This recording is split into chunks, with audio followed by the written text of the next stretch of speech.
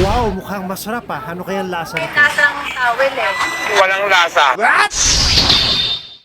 Yung diwata para sa kinamatisan at saka breaded liempo. Breaded lempo. Dito natin after natin siya mabayaran, dito natin siya i-claim. Soft drinks. Saan to kunin? Yan yung kinamatisan. Yes.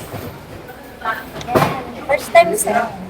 First time kong tikman to. Ito, kinamatisan saka ito. Okay lang may taba sir. Okay na. Sana lang. Bukod sa mabait at maayos yung crew dito, napansin natin na malinis yung kanilang mga kaldero, no?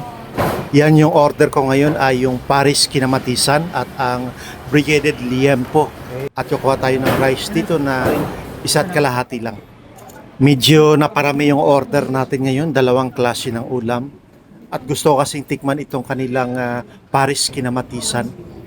At syempre, dinagdagan natin ng Brigaded liempo. Napakalambot nitong beef, yung sa Paris kinamatisan. Ito namang Brigaded liempo, bukod sa may kasamang sabaw, mayroon din siyang kasamang gravy. Masyadong malaki ang serving nitong liempo at saka makapal. Ang score ko dito from 1 to 10, mga 7. Kasi dapat medyo manipis lang siya ng konti para medyo crispy sana.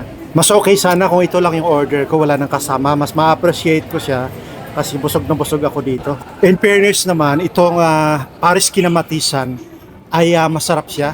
Nagustuhan ko yung lasa niya. Ina-expect ko na medyo maasim-asim dahil sa kamatis, pero wala akong naramdamang asim. Tsaka napakalambot yung kanyang karne at saka masarap talaga. So ang score natin dito sa kinamatisan is 9.5. At syempre kasama na itong soft drinks at mayroon pang libreng ice cream. Ayan, nakakuha rin tayo ng libreng ice cream nila.